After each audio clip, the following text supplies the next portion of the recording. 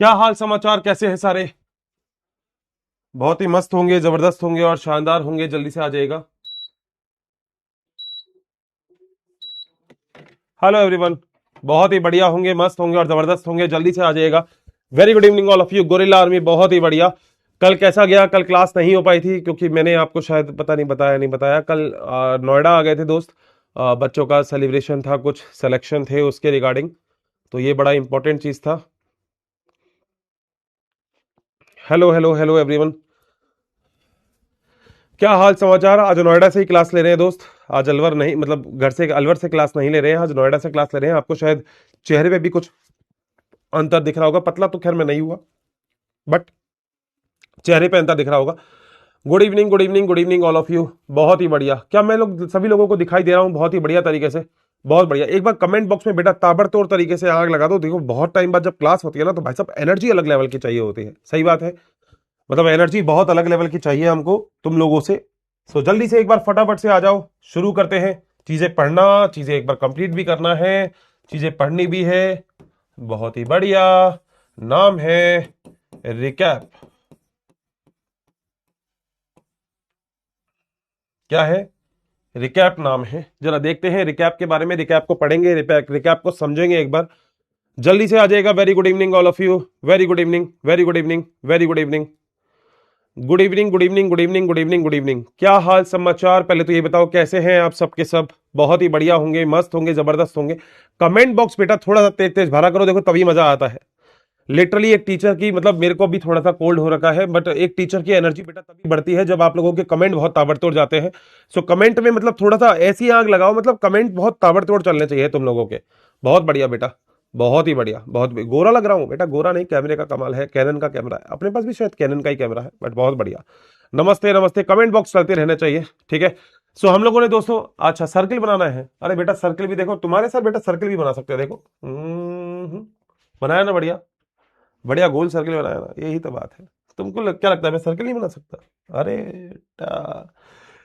तो बहुत ही अच्छा चैप्टर मेरे ख्याल से चल रहा था, आप लोगों को मजा आ रहा होगा। इस चैप्टर के अंदर बहुत सारे छोटे छोटे पॉइंट्स, और मेरे ख्याल से वो जो बात थी हर्षित सर, बहुत बोरिंग तो नहीं है। ये चैप्टर बहुत इंटरेस्टिंग चैप्टर है, बहुत ताबड़तोड़ तरीके से आपने इस चैप्टर को पढ़ाया। अच्छा, मैं सर्किल तो बेटा कितनी बार भी बना सकता हूँ, ऐसी कोई बात नहीं है। देखो ऐसे करके अपने, ऐसे नहीं, मतलब ऐसे करके मैं बनाऊंगा, ये नहीं बना, मैं ऐसे करके बनाऊंगा तो बन जाता है सर्कल, कोई दिक्कत नहीं है। ठीक है। सो हम लोगों ने मेरे ख्याल से बहुत सारी बातें की है। नहीं नहीं नहीं, very good evening, very good evening, thank you so much भाई।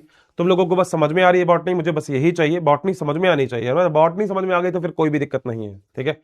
So thank you so much, बहुत सारा प्यार आप लोगों को। सो मेरे ख्याल से अपन जरा पॉइंट्स को एक बार क्लियर करते हैं। बेटा रिजल्ट हिंदी मीडियम का बहुत ही ताबड़तोड़ गया है। यकीन के बच्चों ने बहुत ही ताबड़तोड़ और बहुत ही अच्छा काम किया है। और ये बड़ा इंपॉर्टेंट हो जाता है कि आप लोग अगली बार यही सब कुछ काम करने वाले हैं। इनफैक्ट मैं कह रहा हूं बेटा, ड्रॉप करने की देखो कभी भी जरूरत नहीं पड़ती है। अगर आपने अर्जुना पढ़ा है, लक्ष्य पढ़ा है, या अगर आपने अर्जुना नहीं भी पढ़ा, चलो मान लो, मगर आपकी 11th फिर भी बहुत अच्छी है, तो लक्ष्य को थोड़ा सा अच्छे से तैयार करो और चीजों को अच्छे से कंप्लीट करो, ये इंपॉर्टेंट हो जाता है। ठीक है। नमस्ते भाई, नमस्ते नमस्ते नमस्ते। ठीक है भाई, पक्का क्लियर है? थैंक यू सो मच भाई। देखो समझ में आना चाहिए, थोड़ा सा कोल्ड हो रखा है, बट धीरे धीरे शायद वो सही हो जाएगा। सो एक बार पहले तो कमेंट बॉक्स में देख लेते हैं कि कुछ डाउट तो नहीं है आप लोगों के। कोई डाउट अगर है तो एक बार देख लेते हैं। Comment box, doubt doubt doubt doubt doubt, ये भाई क्लिक क्यों नहीं हो रहा?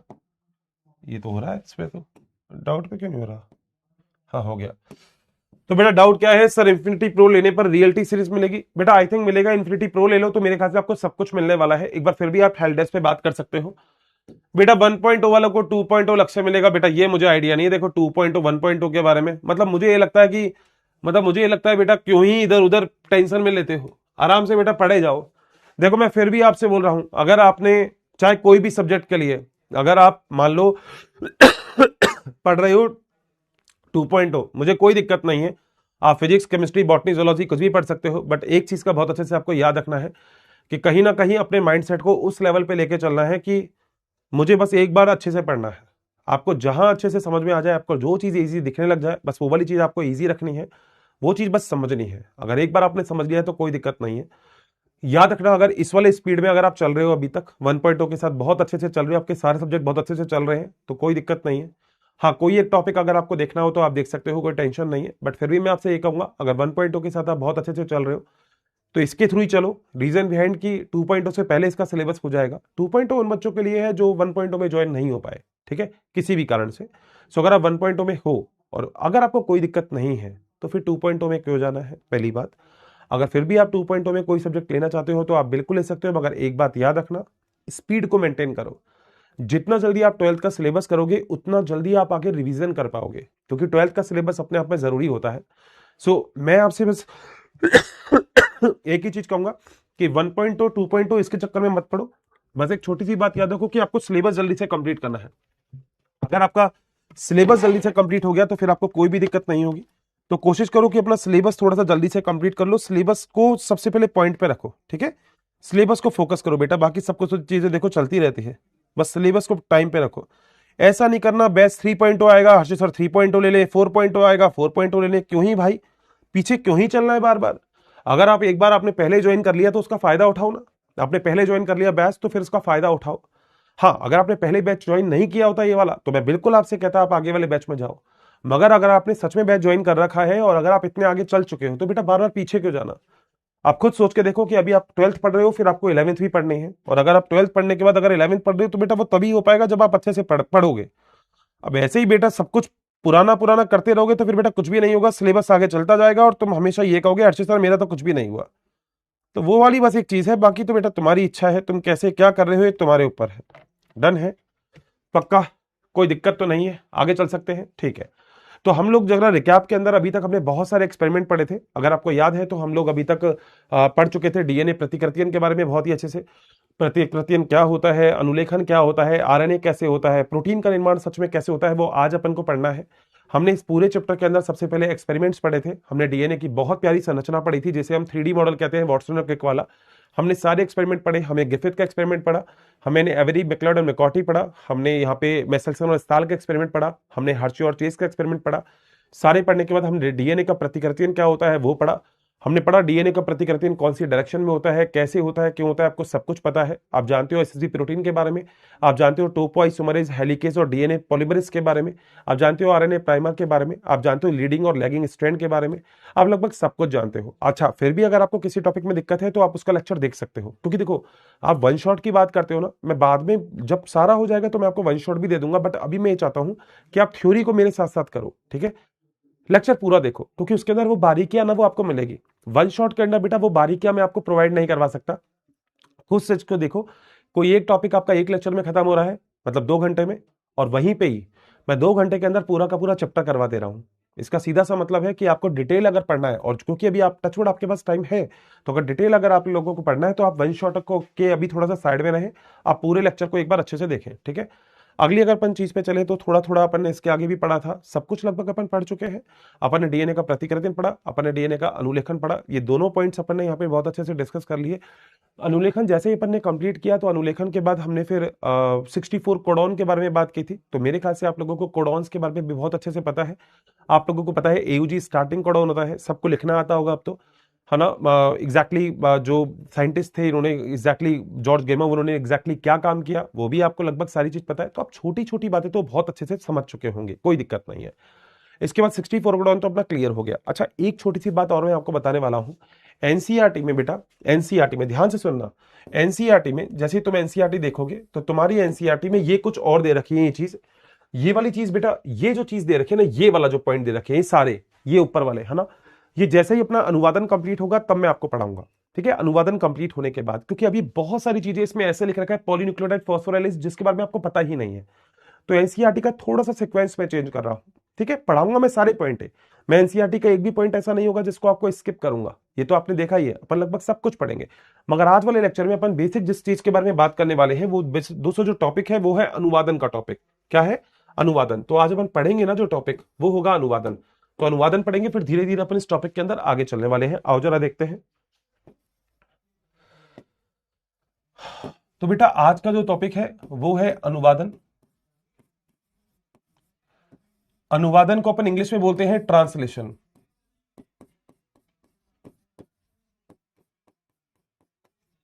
क्या बोलते हैं? ट्रांसलेशन। बोलो बात सही है। अब बेटा आप लोगों को देखो अनुवादन के बारे में लगभग छोटी छोटी बातें तो लगभग सारी याद है, बिल्कुल सही बात है। आप लोग अनुवादन का मतलब जानते हो कि क्या हो गया। अभी तक आपने डीएनए से डीएनए बना लिया, डीएनए से डीएनए बनाने के बाद आपने अब डीएनए से आरएनए बना लिया, मगर जो अनुवादन प्रोसेस होता है दोस्तों उसके अंदर क्या होता है, आपको अगर याद हो तो आपके पास एग्जैक्टली प्रेजेंट था एमआरएनए, जिसे हम मैसेंजर आरएनए कहते हैं, और एमआरएनए से दोस्त अब आपको बनाना है प्रोटीन। तो जो एमआरएनए है उससे एग्जैक्टली आपको जो चीज बनानी है वो बनानी है प्रोटीन। क्या बनानी है?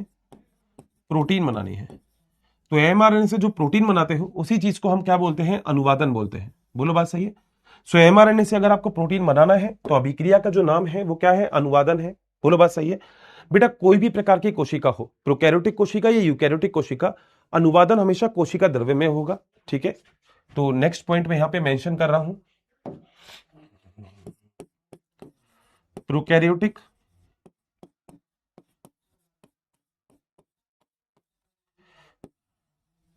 वे यूकैरियोटिक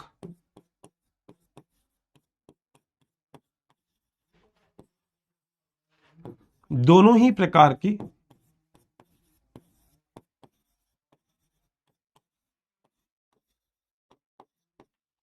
कोशिकाओं में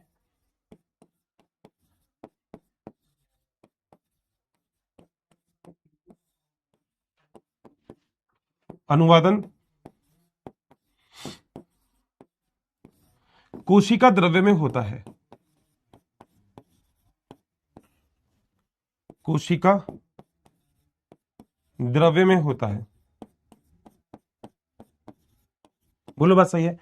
चाहे वो प्रोकैरियोटिक कोशिका हो चाहे वो यूकैरियोटिक कोशिका हो, ये एग्जैक्टली कहां होगा अनुवादन? कोशिका द्रव्य में। सही बात है। अब आप सभी लोगों को बेटा ये भी पता होना चाहिए कि प्रोटीन क्या होते हैं। बेटा जो प्रोटीन होते हैं ना, ये अमीनो अम्लों की लंबी श्रृंखला होती है। किसकी श्रृंखला? अमीनो अम्लों की। तो अगर अपन अमीनो अम्ल की या अम्लों की लंबी श्रृंखला की बात करें, लंबी श्रृंखला श्रृंखला को प्रोटीन कहते हैं। बोलो बात सही है? तो अगर कभी भी बेटा बहुत सारे अमीनो अम्ल मिलते हैं ना, जैसे कि आपने बायोलॉजी में जैव अणु के अंदर पढ़ा था अमीनो अम्ल, तो अगर आप ये कहते हो कि आपके पास बेटा बहुत सारे अमीनो अम्ल हैं, जैसे मान लो मैं डायग्राम के अंदर यहां पे बना रहा हूं कि मेरे पास बहुत सारे ऐसे अमीनो अम्ल मान लो जुड़े हुए हैं, तो ये जो बहुत सारे अमीनो अम्लों की ये जो लंबी श्रृंखला होगी ना दोस्त, यही क्या होगी? यही होगी प्रोटीन।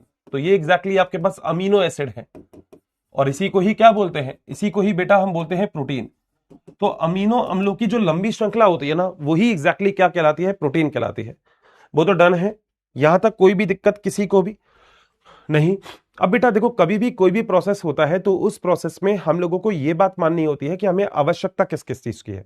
भाई चाय बनाते हो तो चाय बनाने में केवल सीधी ही चाय नहीं बन जाती, चाय बनाते हो तो बहुत सारी चीजों की आवश्यकता होती है।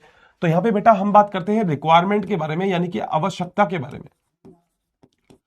अब आखिर किस किस चीज की आवश्यकता होती है प्रोटीन बनाने में? कोशिका को क्या क्या चीजें चाहिए, ये सबसे इंपॉर्टेंट है।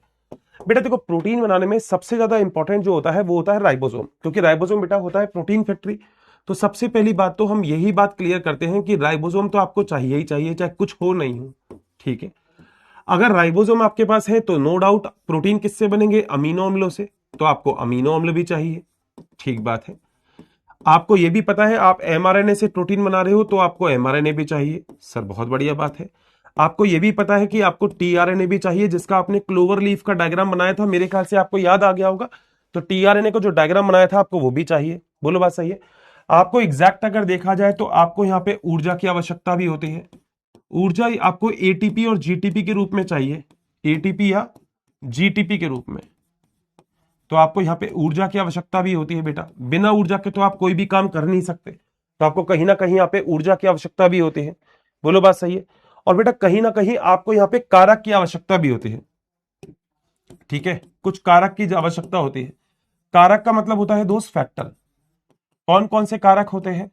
एक होता है बेटा जिसके अंदर हम बोलते हैं प्रारंभन कारक। यहाँ पे है, दूसरा पेन ले लेते हैं जरा। एक होता है दोस्त जिसे हम बोलते हैं प्रारंभन कारक, प्रारंभन कारक। एक होता है दोस्त जिसे हम बोलते हैं दीर्घीकरण कारक।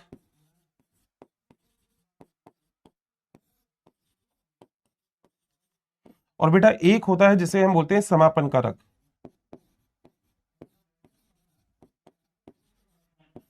बेटा प्रारंभन कारक को हम बोलते हैं इनिशिएशन फैक्टर।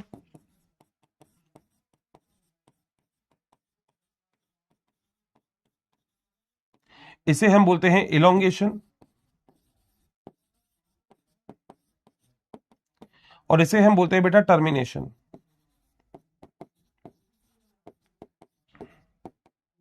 बोलो बात सही है। तीन प्रकार के कारक हमको देखने को मिलते हैं, इनिशिएशन, इलोंगेशन और टर्मिनेशन। बोलो डन है बात, कोई दिक्कत है यहां तक? ये सारी चीजें जब मैं पूरा का पूरा प्रोसेस पढ़ाऊंगा तब आपको लगभग लगभग ये सारे की सारी चीजें काम में आती हुई दिखाई दे जाएंगी। आपको दे जाएगा कि हम राइबोसोम यूज में लेते हैं, क्योंकि बेटा आप सभी लोगों को पता है कि जो राइबोसोम होता है ना वो एग्जैक्टली क्या होता है। आप सभी लोग जानते हैं कि जो राइबोसोम होता है वो दोस्त होता है प्रोटीन की फैक्ट्री। क्या होता है वो? ये होती है प्रोटीन फैक्ट्री। मतलब आपको पता ही है कि राइबोसोम प्रोटीन की फैक्ट्री होती है। और अगर आपको याद है तो मैंने आपको बताया था कि राइबोसोम दो प्रकार के होते हैं, 70S और 80S। याद है या भूल गए? सर याद है, 70S और 80S। प्रोकैरियोटिक के अंदर 70S होते हैं, प्रोकैरियोटिक के अंदर याद होगा, और यूकैरियोटिक के अंदर क्या होते हैं? 80S होते हैं। बोलो बात सही है। और आप लोग ये भी बहुत अच्छे से जानते हैं कि जो 70S प्रकार के राइबोसोम होते हैं उसकी दो सब यूनिट होती है, एक होता है 50S, एक होता है 30S। जबकि 80S की दो होती है, एक होता है 60S, एक होता है 40S। बोलो डन है। बस इतना सा आपको याद रखना है, इतना भी अगर आपने कर लिया तो लगभग काम पूरा हो जाएगा। डन है बेटा बात, कोई दिक्कत तो नहीं है? पक्का 100%? ठीक है। अब बेटा देखो, जब प्रोसेस को अपन चालू करते हैं, बायोलॉजी में हर कोई ये कहता है कि अगर आप किसी भी प्रोसेस को चालू करते हैं तो आपके पास कोई ना कोई एक मेथड, कोई ना कोई एक तरीका होना चाहिए। ठीक है, तो हम लोग ये बोलते हैं कि कोशिका में प्रोटीन बनाने के पद, प्रोटीन बनाने के पद, पद का मतलब होता है बेटा स्टेप। ठीक है, तो प्रोटीन बनाने के क्या क्या पद होते हैं कोशिका के अंदर, हमें वो समझना है। ठीक है, अब पद कौन कौन से होंगे ये बड़ा इंपॉर्टेंट हो जाता है। बेटा पहले क्या होता है, देखो दो चीजें होती है। ठीक है, मतलब प्रोटीन कैसे बनेगा। पहला जो पद होता है वो क्या होता है, देखो अगर मान लो मैंने अभी कोई भी स्विच है, उस स्विच के अंदर मैंने ऐसा अपना हाथ रख दिया और मैंने अभी स्विच को ऑन रखा, तो अभी मुझे करंट आएगा, और अगर मुझे तुमने पकड़ा ना तो फिर तुम्हें भी करंट आएगा। बायोलॉजी ऐसा कहती है कि अगर कभी भी कोशिका में प्रोटीन बनाने हैं तो उसके लिए क्या क्या काम करना पड़ेगा। बेटा सबसे पहले मान लो आप पहला काम करते हैं जो है अमीनो अम्ल को सक्रिय करना, यानी कि अमीनो अम्ल का सक्रियण। अमीनो अम्ल का सक्रियण का मतलब होता है आपने सबसे पहले कोशिका के अंदर अमीनो अम्लों को सक्रिय करना है, कोशिका में अमीनो अम्लों को एक्टिव करना है, सक्रिय करना है। क्यों? क्योंकि अगर आपको याद हो तो मैंने ये वाली बात बताई थी कि कोशिका में प्रोटीन किससे बनते हैं?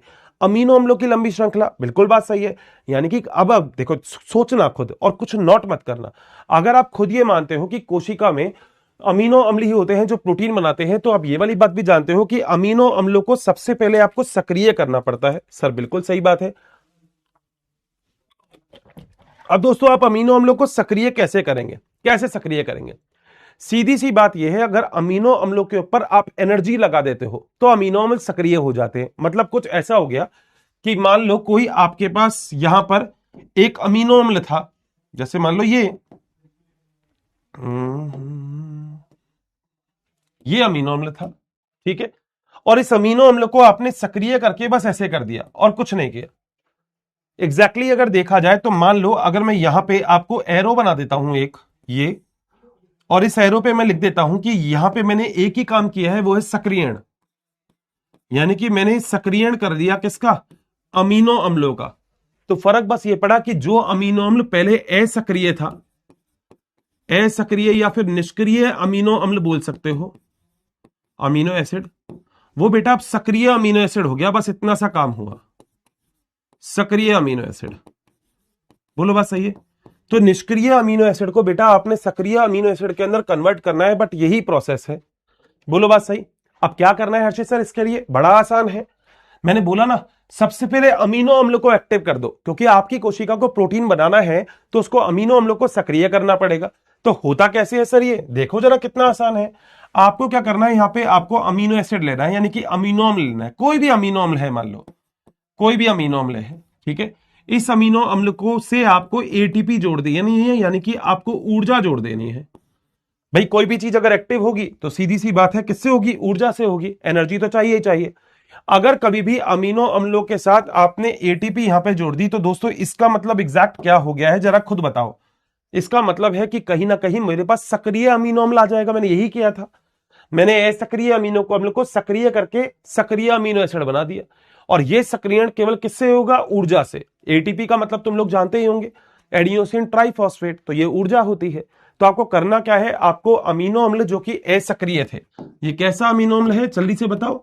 सर ये तो असक्रिय है, इनएक्टिव अमीनो अम्ल है। आपको क्या करवाना है, असक्रिय है ये, आपको क्या करवाना है, इसको सक्रिय अमीनो एसिड में कन्वर्ट करना है। तो जैसे ही इसके साथ एटीपी जुड़ती है ये बनता है अमीनो एसाइल एएमपी।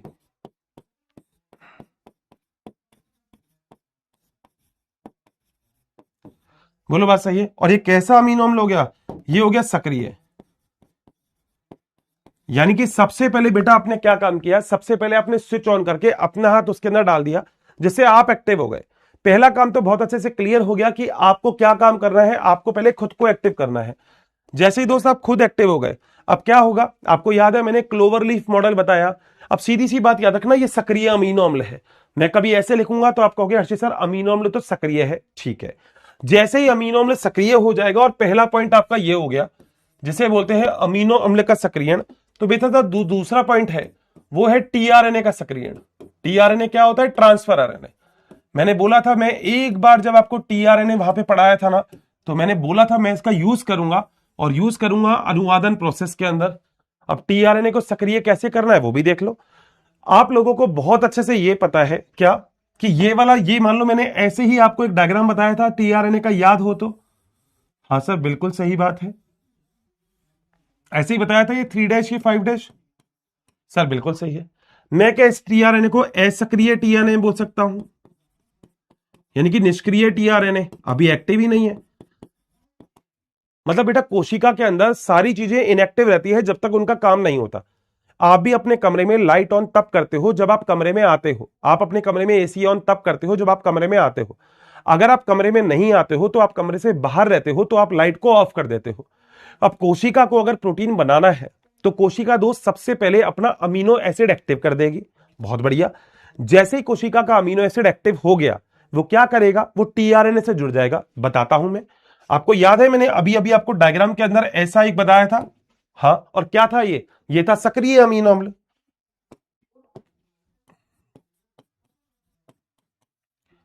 सक्रिय अमीनो एसिड। अब खुद सोचो, अगर ये सारा का सारा काम हो गया, ये सारा काम हो गया, तो अब मेरे पास दोस्त जो टीआरएनए होगा, ये जो टीआरएनए मेरे पास होगा, ये क्या इस टीआरएनए के 3 खंड पे, डायग्राम देखना मैंने लिखा था अमीनो अम्ल बंधन स्थल होता है, यानी कि क्या इस टीआरएनए के जो 3 खंड है, उस 3 खंड पे ये वाला अमीनो एसिड जाके जुड़ेगा या नहीं जुड़ेगा, खुद बता दो। अब मैंने आपसे क्या बोला, अगर आपका अमीनो अम्ल एक्टिव था, अगर करंट तुम्हारे आ रहा है और तुमको किसी और ने पकड़ लिया, तो क्या वो उसमें भी करंट नहीं आ जाएगा, बिल्कुल आएगा। इसका मतलब अगर यहां पे असक्रिय टीआरएनए आप लोगों के पास है, अगर आपके पास यहां पे असक्रिय टीआरएनए है, उससे सक्रिय अमीनो एसिड जुड़ गया, तो क्या ये टीआरएनए सक्रिय हो गया या नहीं हुआ, क्या ये टीआरएनए, बिल्कुल। तो यहां पे मैं लिख सकता हूं सक्रिय टीआरएनए। बेटा बहुत आसान बना दूंगा मैं टॉपिक, कभी देखने की जरूरत ही नहीं पड़ेगी, आसान टॉपिक है, कोई दिक्कत भी नहीं आएगी। बोलो बात सही है। मतलब हर्षित सर क्या हुआ, हर्षित सर ये वाली बात हुई कि आपने जो पूरा का पूरा डायग्राम बनाया, इस डायग्राम में अमीनो एसाइल एएमपी यानी कि सक्रिय अमीनो एसिड आपके पास है, बिल्कुल। तो देखो मैं यहां पे भी लिख देता हूं यही पॉइंट, अमीनो एसाइल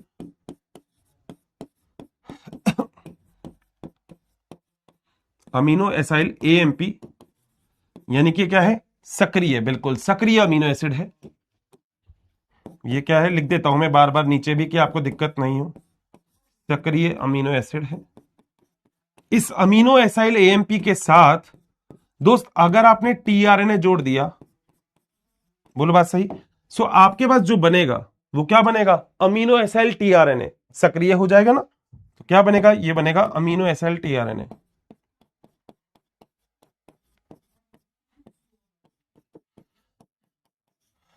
यानी कि ये क्या हो गया, ये हो गया सक्रिय टीआरएनए। ऊपर वाले डायग्राम से भी समझ सकते हो, कोई दिक्कत नहीं है, बट मैं नीचे आपको बस उसी चीज को एक्सप्लेन कर रहा हूं। बोलो बात सही है? 100%। और बेटा यहां पे एक एंजाइम की जरूरत होती है जिसका नाम है अमीनो एसाइल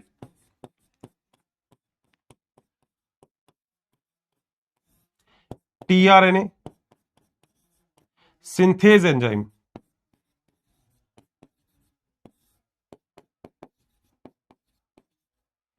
बोलो क्या डन है क्या बेटा बात? कोई दिक्कत तो नहीं है यहां तक? 100% मेरी बात बिल्कुल अच्छे से क्लियर हो गई है क्या? मतलब ऐसी क्लियर हो जानी चाहिए कि आपको पता लग जाए कि मैं एग्जैक्टली आपको क्या बताने वाला हूं। मैंने क्या क्या काम किए, दो काम कर दिए। सबसे पहले बेटा मैंने काम किया यहां पे अमीनो एसिड को सक्रिय कर दिया, क्योंकि कोशिका के अंदर मुझे अमीनो एसिड की जब लंबी श्रृंखला बनानी है तभी बेटा मैं प्रोटीन बना पाऊंगा। तो सबसे पहले दोस्त मैंने क्या किया, मैंने अमीनो एसिड को सक्रिय कर दिया। जैसे ही मैंने अमीनो एसिड को सक्रिय किया, वैसे ही अमीनो एसिड को सक्रिय करने के बाद मैंने उसको टीआरएनए के साथ जोड़ दिया, तो कहीं ना कहीं अब मेरा टीआरएनए भी सक्रिय हो गया। तो पहले तुम्हारे करंट लग रहा था, किसी ने तुम्हें पकड़ा तो उसके भी करंट लग गया। पहले तुम निष्क्रिय थे, तुम्हें करंट लग गया तो तुम सक्रिय हो गए, अब तुमको किसी ने पकड़ा तो वो भी सक्रिय हो गया। सीधी सी बात। तो पहले सक्रिय को क्या बोलते हैं? सक्रिय को हमेशा जो नाम दिया जाता है वो है अमीनो एसाइल एएमपी। एएमपी का मतलब होता है एडिनोसिन मोनोफॉस्फेट। लिख देता हूं, जो एएमपी है उसका नाम है एडिनोसाइन मोनोफॉस्फेट।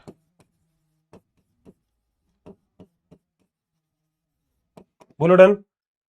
क्लियर है? कहीं कोई दिक्कत तो नहीं है? पक्का? 100% ताबड़तोड़ समझ में आ गई सारी की सारी बात? खुद देख लेना, मैंने ऐसा तो कुछ नहीं लिख दिया जो तुम्हें समझ में नहीं आया हो। बोलो डन है? पक्का है? ठीक है। अब बेटा आप याद करो, आपने कभी ना कभी एक चीज पढ़ी थी, एमआरएनए का डायग्राम, और आप पूरा अच्छे से एमआरएनए का डायग्राम पढ़ चुके हो। एमआरएनए के डायग्राम का मतलब है आपने पढ़ लिया एमआरएनए में। याद करना, मैंने जब आपको स्प्लाइसिंग पढ़ाई थी जिसके अंदर मैंने इंट्रॉन्स को हटा दिया था, तब मैंने आपसे एक बात बोली थी कि आपके काम के केवल और केवल एक्सॉन होते हैं। बोलो बात सही है? मेरे ख्याल से सभी लोगों को वो वाली बात क्लियर थी जो मैंने आपको पढ़ाई हुई है। मैंने आपको यह बोला था कि जो भी आपका एमआरएनए होता है, बिल्कुल सही बात है, उस एमआरएनए में स्टार्टिंग पॉइंट होते हैं, बिल्कुल सही है सर, और उसके बाद बेटा एंडिंग पॉइंट होते हैं, सर बिल्कुल सही बात है। तो यहां पे जो स्टार्टिंग पॉइंट होता है आप सभी लोगों को पता है, एयूजी होता है जो मिथियोनिन को कोड करता है, सबको पता है ना? देखो मैं फिर बोल रहा हूं, लास्ट लेक्चर को देखोगे ना तो ही आगे के लेक्चर समझ में आएंगे। अगर लास्ट लेक्चर में कहीं दिक्कत आई तो आगे वाले लेक्चर में फिर और दिक्कत आएगी। सो अगर कहीं पे भी दिक्कत लगती है तो देखो, घोट के नहीं पिलाया जा सकता दोस्त, ये आपको याद ही करना पड़ेगा, समझना पड़ेगा, याद भी क्या समझना पड़ेगा। ठीक है सर? तो यहां पे बेटा तीन चीज हो सकती है स्टॉप कोडॉन में, या तो यूए होगा, या यूएजी होगा, या यूजी होगा। मैंने लिख दिया था, ये तीनों के तीनों क्या होते हैं? स्टॉप। सर बहुत ही बढ़िया, मतलब ये आपको क्लियर हो गया कि यहां से तो हम अभिक्रिया को शुरू कर रहे हैं, यानी कि स्टार्ट कर रहे हैं, मगर यहां पे हम अभिक्रिया को खत्म कर रहे हैं, यानी कि एंड कर रहे हैं। यही मैंने बोला था आपको अभी तक। तो आपके पास एक स्टार्टिंग पॉइंट है, एक एंडिंग पॉइंट, बिल्कुल क्लियर है? कोई दिक्कत है तो बता देना। सही है? तो किसी जगह से आप स्टार्ट करते हैं, किसी जगह से आप एंड करते हैं। डन है? ठीक है। ये बीच वाला स्थल जो होगा ये वो होगा जिससे प्रोटीन बनेगा, यानी कि यहां से प्रोटीन निर्माण होगा, यहां से यहां तक जो आप बनाएंगे, तो यहां से ट्रांसलेशन स्थल है ये क्या है? ट्रांसलेशन स्थल, यानी कि एक ऐसा स्थल है जिससे आप प्रोटीन बनाते हो। क्या बनाओगे आप इससे? इसी सेगमेंट से आपको प्रोटीन बनाना है। बोलो बात सही? कोई दिक्कत है यहां तक किसी को? तो या नहीं है? नहीं है ना? ठीक है। मेरे ख्याल से सब लोगों को यह भी याद होगा कि हर्षित सर हमने एक चीज और बनाई थी। मैंने कहा क्या? सर 5' पे हमने कुछ ऐसे खंड रखे थे जो 5' पे पाए जाते हैं, ठीक है, और वो खंड ऐसे खंड थे सर जो खंड कहीं ना कहीं चीजों को मिथियोनिन, मिथाइलेटेड ग्वानोसाइन अपने और लगाया था। देखो मैं लगा देता हूं, पहले कुछ चीजें बना रहा हूं पहले, फिर उसके बाद मिथाइलेटेड ग्वानोसाइन लगाऊंगा। पहले सामने देखना एक बार, डायग्राम को थोड़ा सा मॉडिफाइड कर रहे हैं।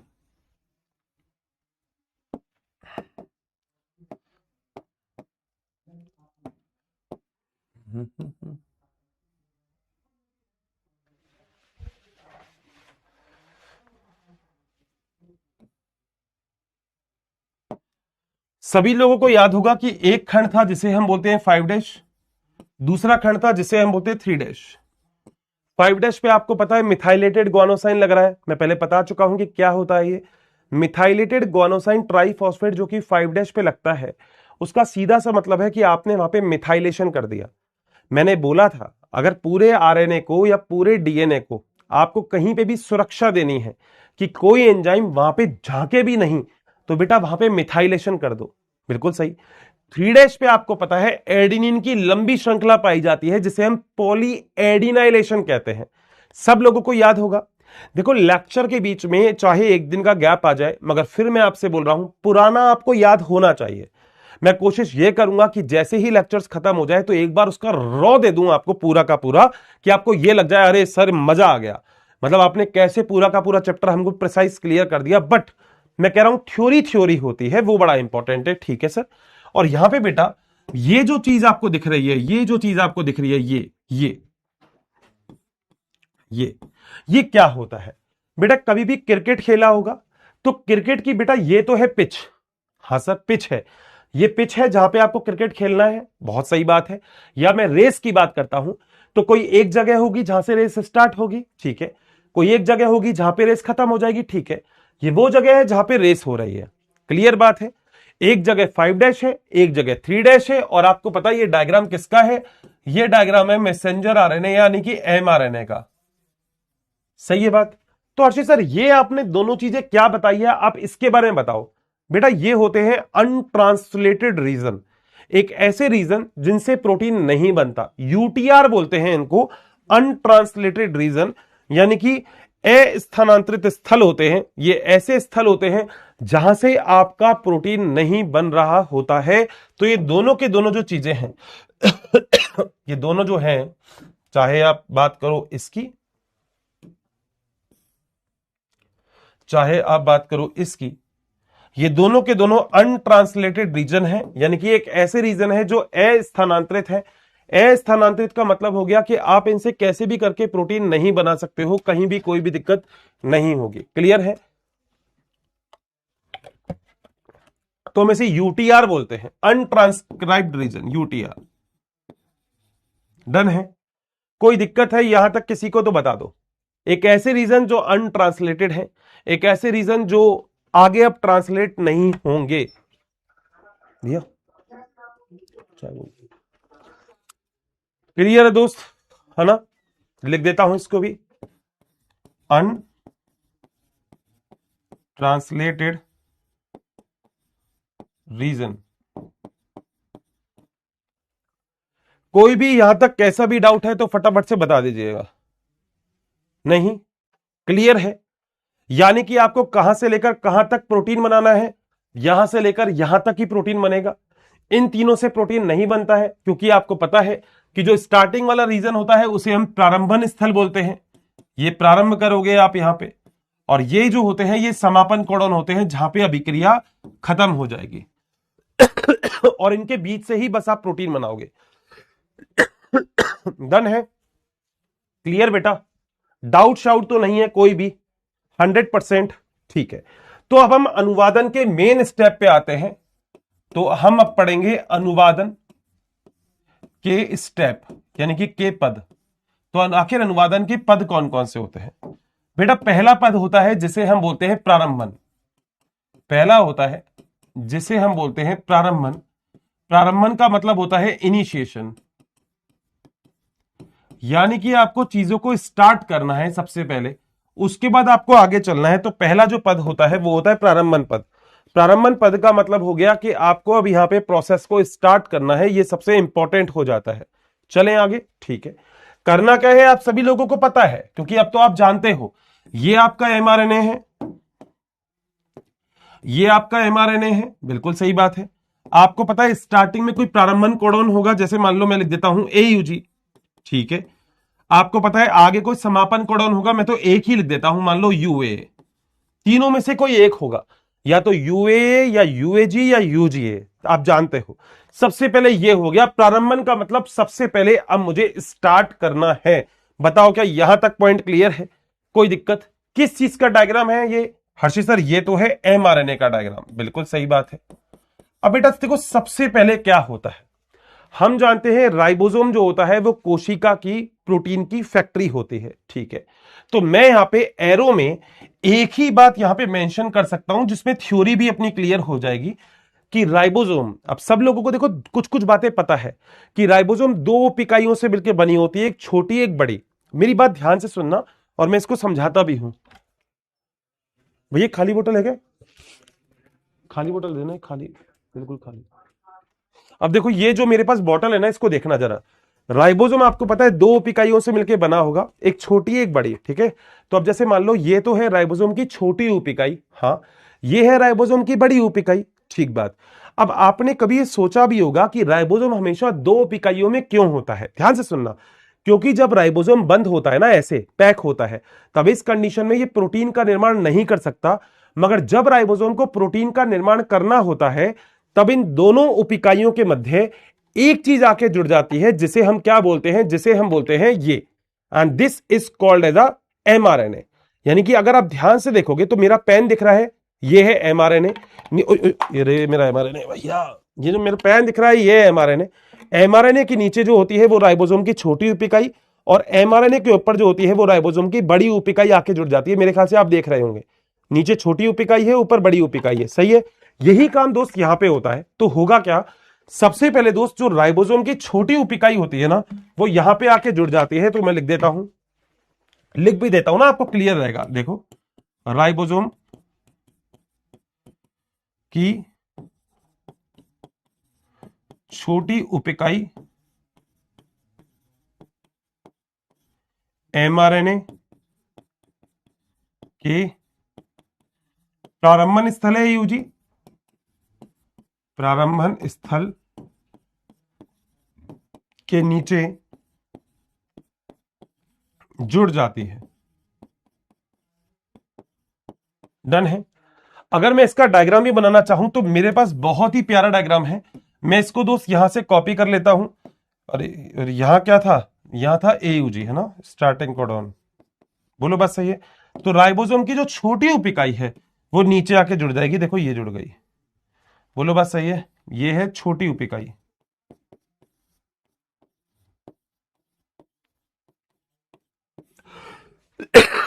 छोटी का मतलब जानते हो, बड़ी का मतलब?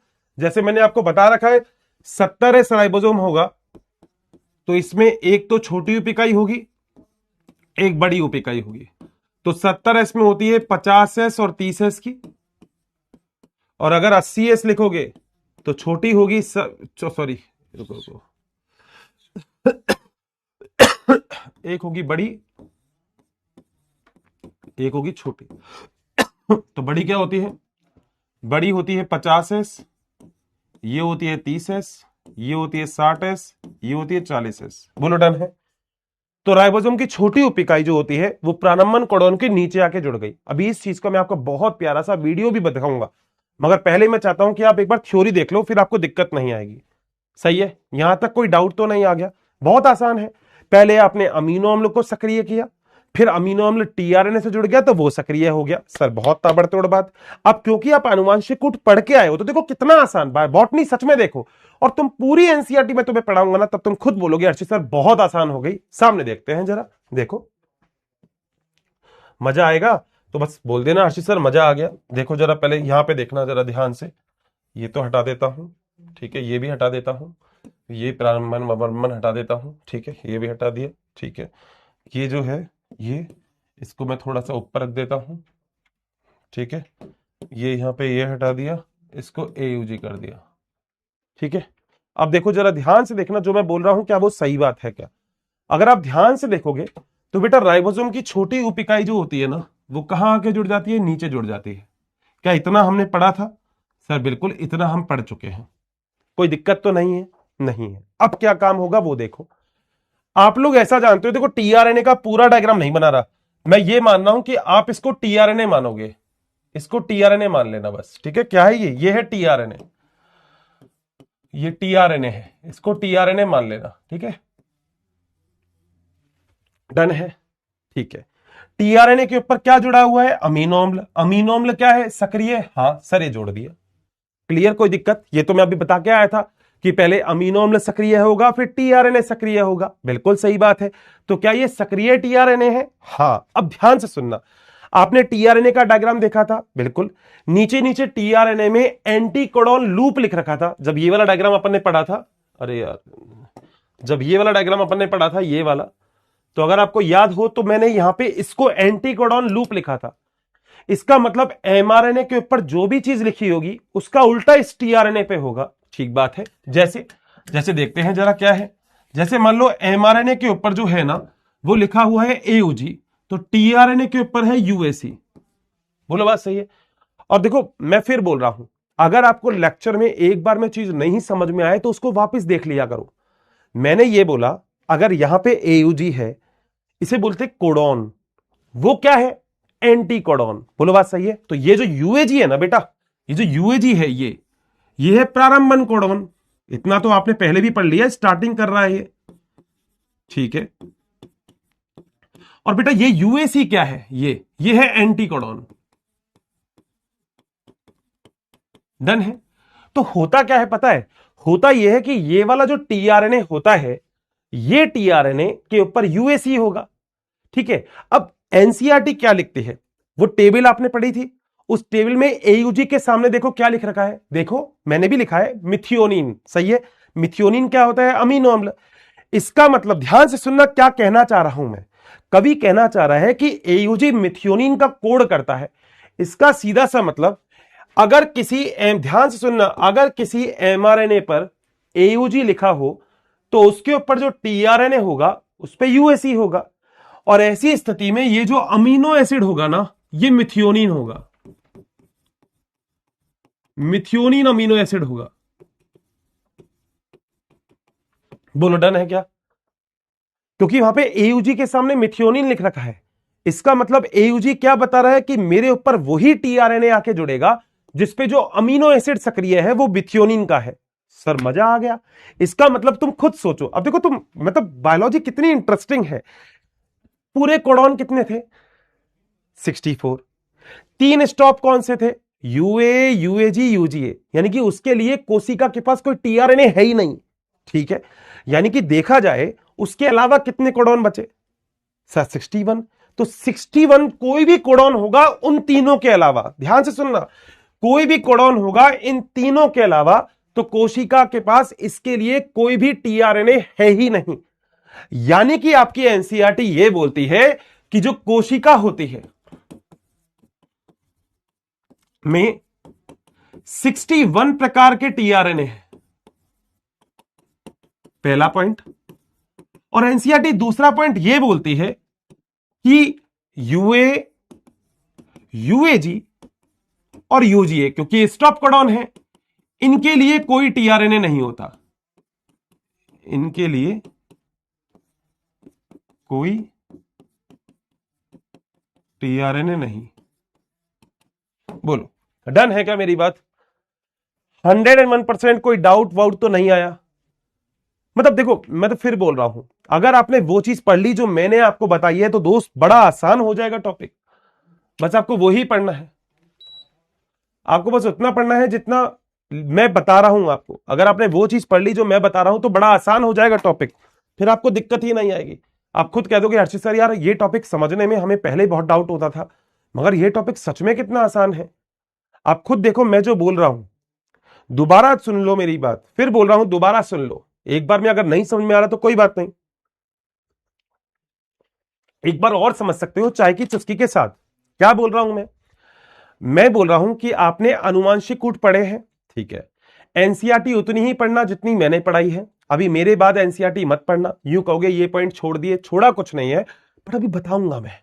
एनसीईआरटी ने अपने आप को लिख के तुम पे थोप दिया, बट मेरा ये फर्ज है कि मैं तुम्हें वो वाली चीजें सारी इजी करके बताऊं। सर बिल्कुल सही है। मैं आपसे ये चीज कह रहा हूं कि अगर कभी भी कोई भी कोशिका आपके पास उपस्थित है, ठीक है, तो उस कोशिका में आपने अनुवांशिक कूट पढ़े हैं, बिल्कुल। कितने कूट हैं उसमें? सर 64 है। ठीक बात है। 64 में 3 के अलावा सब पे कोई ना कोई अमीनो एसिड लिख रहा है। ध्यान से, सब एनसीईआरटी में है। मैंने तुमको देता हूं एनसीईआरटी की क्लिप भी, तो उसमें आपके पास टोटल कितने हैं 64, स्टॉप कितने हैं 3, यूए यूएजी और यूजीए, इन तीनों के आगे स्टॉप कोडॉन लिख रखा है।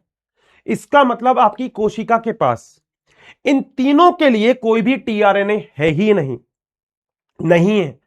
आपके पास ऐसा कोई टीआरएनए ही नहीं है जो इनके अगेंस्ट आके जुड़ता हो, इनके ऊपर जुड़ेगा ही नहीं, है ही नहीं कोशिका के पास। ठीक है, अब आपकी एनसीईआरटी ये बोलती है कि एयूजी के आगे मिथियोनिन लिख रखा है, बिल्कुल सही है सर, लिख रखा है एमईटी लिख रखा है, ठीक है। मिथियोनिन एक अमीनो अम्ल होता है, बिल्कुल सही बात है। अब एनसीईआरटी का कहना यह है कि अगर किसी भी एमआरएनए के ऊपर एयूजी लिखा हुआ है जो कि प्रारंभन कूट है, इसका मतलब प्रोटीन बनाने की शुरुआत तो यहां से होगी और प्रोटीन खत्म उन तीनों में से कोई भी एक लिख लिया, यूए यूएजी यूजीए कुछ भी लिख लो, तीनों ही स्टॉप है, खत्म यहां पे होगा। सर जबरदस्त बात बोल दी। अब एयूजी के आगे क्या लिख रखा है मिथियोनिन, मतलब यह हुआ कि एयूजी के ऊपर एक टीआरएनए आके जुड़ेगा, उस टीआरएनए पे एंटीकूट क्या होगा, जो इस पे लिख रखा है उसके अपोजिट, एयूजी के अपोजिट होगा यूएसी, ठीक है।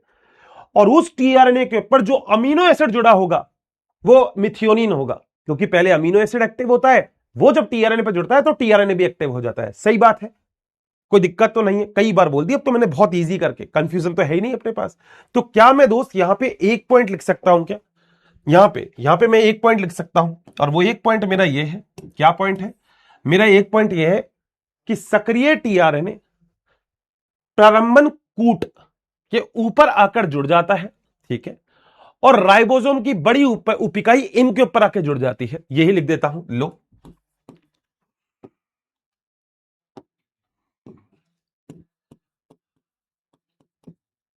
सक्रिय टीआरएनए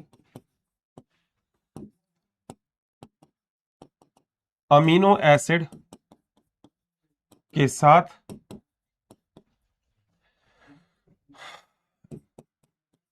एंटीकोडॉन से प्रारंभन कूट पर आकर जुड़ जाता है। बोलो बात सही है, मेरे ख्याल से बात भी समझ में आ गई होगी मैंने जो बोली है। मैंने ये बोला कि आपके पास ये आपका क्या था, ये आपका था आपके पास टीआरएनए, ठीक है, यही था वो सॉरी एमआरएनए, ठीक है। ये जो आपके पास एमआरएनए है, ये जो आपके पास एमआरएनए है, अब क्या होगा, इस एमआरएनए के ऊपर ये आके जुड़ जाएगा आपका टीआरएनए, ओहो सॉरी, ये आप भाई, ये आपका जुड़ जाएगा टीआरएनए, देख लो जरा ध्यान से,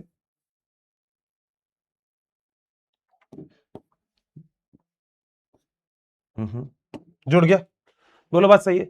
ये इसके ऊपर अमीनो एसिड जुड़ा हुआ है, कोई दिक्कत है नहीं। अब क्या होगा, अब राइबोसोम की बड़ी उपिकाई इसके ऊपर आके जुड़ जाएगी, ठीक है सर।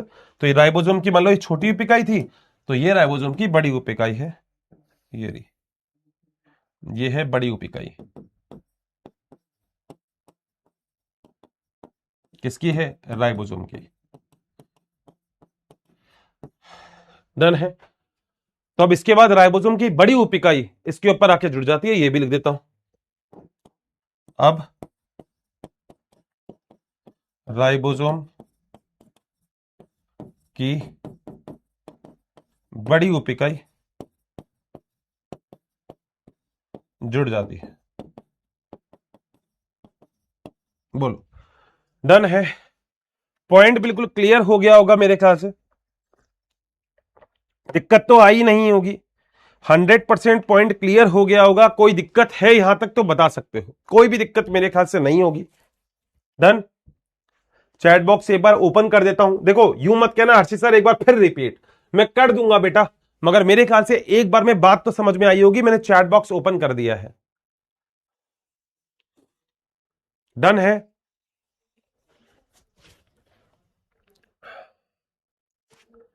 बेटा दीदी और भैया जिनका सिलेक्शन हो गया वो अभी तो होटल में है, मैं फोटो वगैरह डाल दूंगा आज इंस्टाग्राम पे, आज हमने एक रील भी बनाई है, मैं वो भी डाल दूंगा, तो आज डाल दूंगा मैं रील। मैं भी प्रोटीन बना रहा हूं, ये कोशिका का भाई, ये समझ लो ये अभी ज्यादा इंपॉर्टेंट है, एक बार और भी पढ़ा दूंगा, मुझे कोई दिक्कत नहीं है भाई, चिल मार के पढ़ो, कोई दिक्कत नहीं। कल वाली क्लास वैसे नहीं हो पाई थी, तो मैं कोशिश करूंगा कि एक क्लास आपको और दूं, लाइव ही लूंगा वैसे तो मैं, है ना, वैसे तो लाइव ही लूंगा। अभी तक वैसे मैंने कुछ भी नहीं बताया, मेरे ख्याल से 4 बार चीजें बोल दी है, तो शायद पॉइंट क्लियर हो गए होंगे। कमेंट बॉक्स बताओ क्या बिल्कुल क्लियर है। जेनेटिक कोड कोड इसलिए करते हैं क्योंकि आपको प्रोटीन चाहिए, बिना प्रोटीन के हम लोग जीवित नहीं रह सकते, ठीक है। हाँ बिल्कुल सही है। हाँ एक्स्ट्रा क्लास का बोला था बेटा मैंने, बिल्कुल बोला था, तो मैं अभी तो देखता हूँ। अभी तो बेटा मैं एग्जैक्टली यहाँ पर हूँ नोएडा में। सेक्टर कौन सा है पता नहीं, 62 है आई थिंक, ठीक है। हाँ मैं बेटा बहुत धीरे पढ़ा रहा हूँ, बहुत धीरे, मैं 2 बार और समझा दूंगा, मुझे कहीं कोई दिक्कत नहीं है, बट टॉपिक समझ लो एक बार। मजा आ जाएगा तो मुझसे बोल देना हर्षित सर मजा आ गया, बहुत ताबड़तोड़ चीजें करने वाले हैं अपन। और पता है विश्वास करना, जैसे ये एक मैं बहुत प्यारी चीज आपको बताऊं अगर, तो वैसे तो ये बंद ही हो गया है, बट अगर ये चलता है तो मैं एक बहुत प्यारी चीज अगर आपको बताऊं, यूट्यूब पे मैंने अभी सर्च भी किया था बट पता नहीं कैसे बंद हो गया। मैंने वो पढ़ा, लिखा था मैंने ट्रांसलेशन, ट्रांसलेशन, और मैंने ट्रांसलेशन बायोलॉजी लिखा था, बायोलॉजी 3D लिखा था मैंने। और जब मैंने एंटर किया था यहाँ पे, तो दोस्त मेरे को एक एक डायग्राम दिखा था बहुत ही प्यारा, वो एग्जैक्टली ये था। एक ये वीडियो था मेरे पास बहुत ही प्यारा, ठीक है। और मैंने इस वीडियो से आपको वो समझाने की कोशिश भी की थी, अगर आपको याद हो तो। मैंने आपको बोला था कि आप लोग डीएनए से आरएनए तो बनाते हो, बिल्कुल। अब देखो आरएनए से प्रोटीन कैसे बनते हैं, यहां देखो जरा ध्यान से, क्योंकि एक बार देख लोगे तो शायद चीजें क्लियर हो जाएंगी, एक बार देख लेना।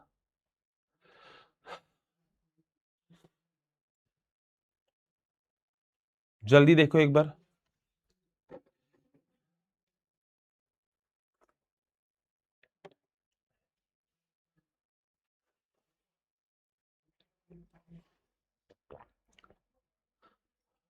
देखो जरा ध्यान से देखो, ये क्या है टीआरएनए, वो क्या जुड़ रहा है अमीनो एसिड।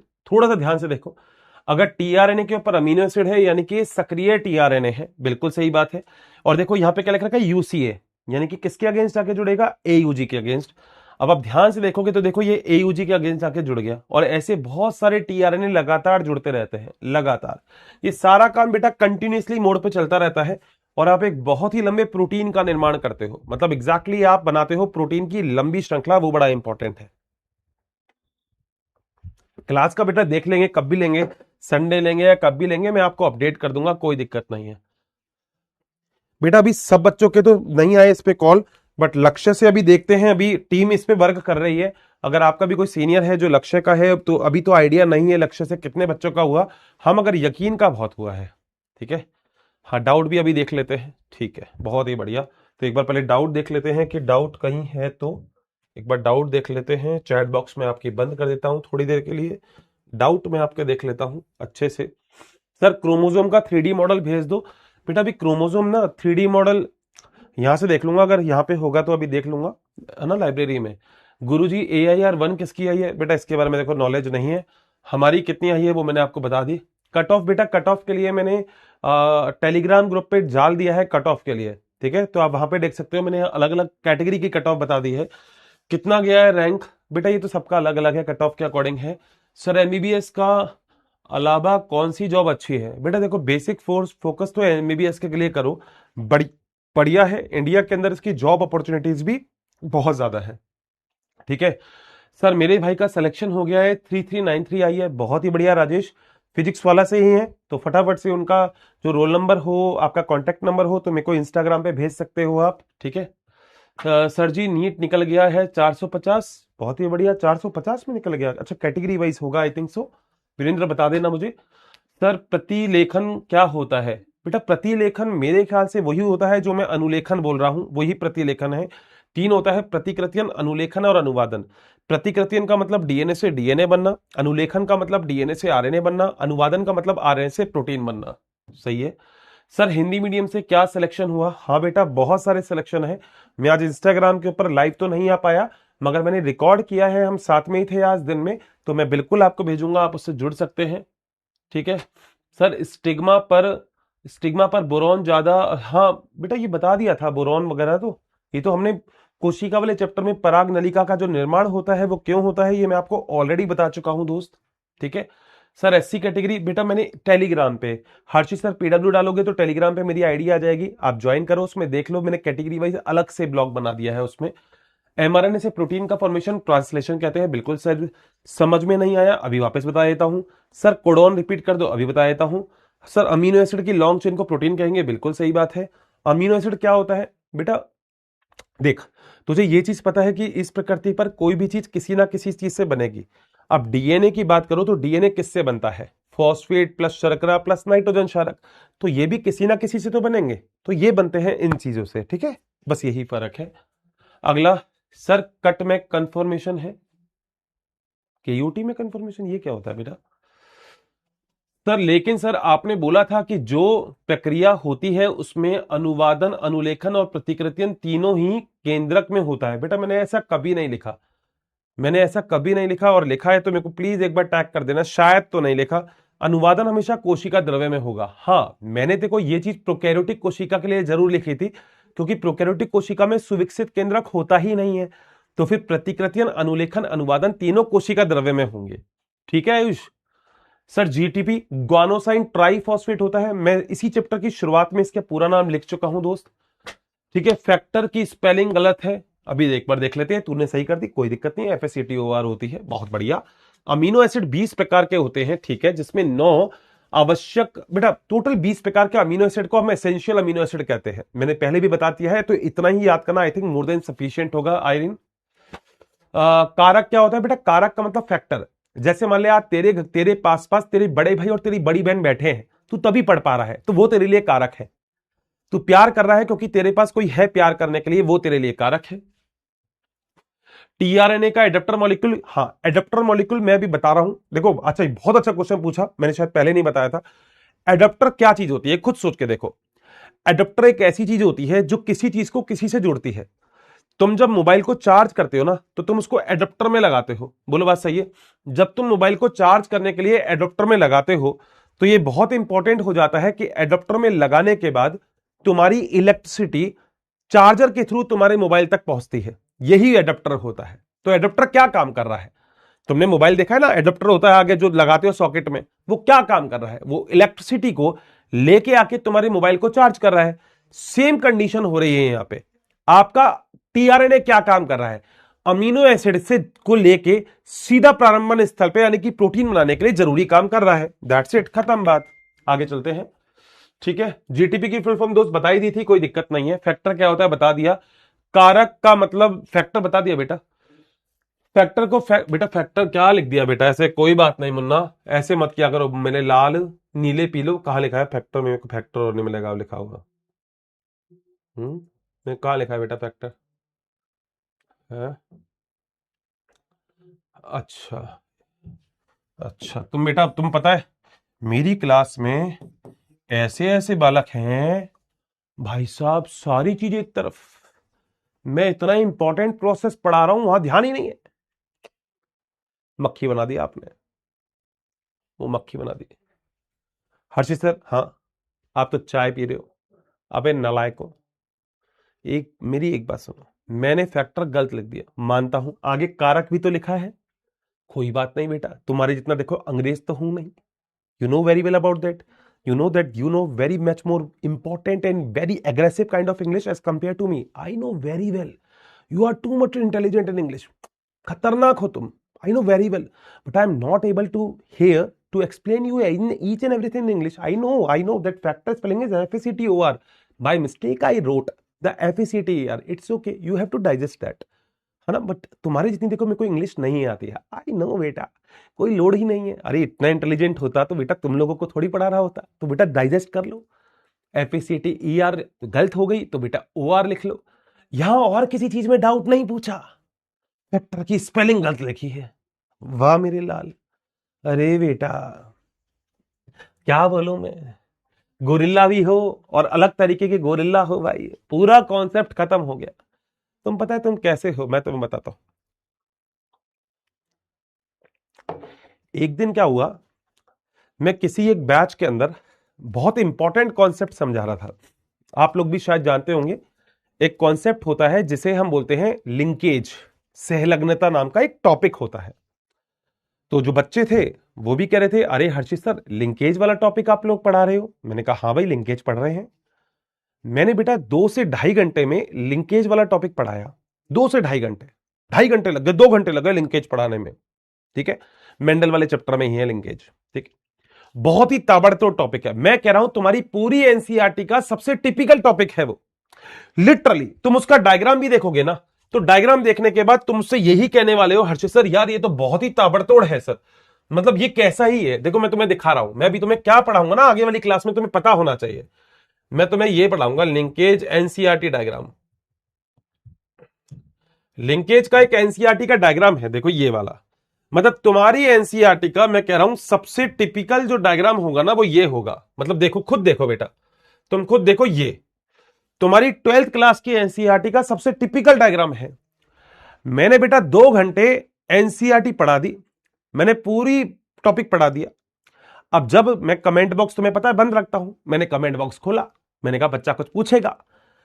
मैंने कमेंट बॉक्स खोला, मैंने कहा हाँ बताओ डाउट। पता है डाउट क्या थे? सर गाना सुना दो, सर शेर सुना दो, सर आज तो नाच दो सर, टेन टेन। अरे भाई इतना इंपॉर्टेंट टॉपिक पढ़ाया वो पढ़ ले। अब सेम कंडीशन क्या है, मैं ये नहीं कह रहा तुम लोग गलत हो, बिल्कुल सही हो। फैक्टर की स्पेलिंग मैंने गलत लिखी थी, आई नो बेटा, मतलब आई डोंट नो एक्चुअली, मतलब मैंने गलती से गलत लिख दी थी वो। बट बेटा कोई बात नहीं, डाइजेस्ट कर लो, है ना, मतलब थोड़ा डाइजेस्ट कर लो, क्या फर्क पड़ता है बेटा। मगर तुम्हारी घड़ी यहीं रुक गई। हर चीज सर से डाउट पूछूंगा, फैक्टर की स्पेलिंग गलत लिखी है, अरे मेरे लाल बता, तो कितना इंपॉर्टेंट टॉपिक पढ़ा रहा तू कहां अटक गया। चलो भाई क्लियर है, कोई दिक्कत है किसी को? नहीं ना, ठीक है भाई। रिपीट कर देता हूं दोबारा से बेटा, लाला जरा सुन लेना बेटा बहुत अच्छे से, अब मैं तो बोल ही सकता हूं बेटा। आज मैं एक टॉपिक पढ़ा रहा हूं जिसका नाम है अनुवादन। अनुवादन का मतलब होता है एमआरएनए से प्रोटीन बनाना। प्रोटीन अमीनो अम्लों से बना होता है। ठीक है, केमिस्ट्री में तुम अमीनो अम्ल पढ़ोगे बायोमोलिक्यूल के अंदर। जब तुम पढ़ोगे इसकी अमीनो अम्ल वो होते हैं जिसमें कार्बोक्सी और अमाइनो ग्रुप उपस्थित होता है। सर बिल्कुल सही बात है। अगली चीज, जब कोई भी प्रोसेस करोगे तो उसमें बहुत सारी चीजों की आवश्यकता होगी। आवश्यकता यहां तुमको लिख रखी है कि क्या क्या आवश्यकता है, बहुत ही बढ़िया बात है। ठीक है, 100% ठीक। इतना सारा काम जब हमने कंप्लीट किया तो हम ये वाली बात भी समझ गए कि हम लोगों को टीआरएनए चाहिए, राइबोसोम चाहिए, एमआरएनए चाहिए, ये सब कुछ चाहिए। ठीक है, आगे वाले प्रोसेस में अगर आपको कोई भी अभिक्रिया चालू करनी है तो सबसे पहले आपको क्या करना होता है, आप लोग जानते हो। सबसे पहले आपको सक्रिय करना पड़ता है अमीनो एसिड। मैंने कर दिया, असक्रिय अमीनो एसिड को सक्रिय अमीनो एसिड में कन्वर्ट कर दिया है, बहुत ही बढ़िया बात है। जैसे ये सक्रिय हो जाएंगे वैसे ही सक्रिय अमीनो एसिड जो होगा इसको टीआरएनए से जोड़ देंगे तो टीआरएनए भी सक्रिय हो जाएगा।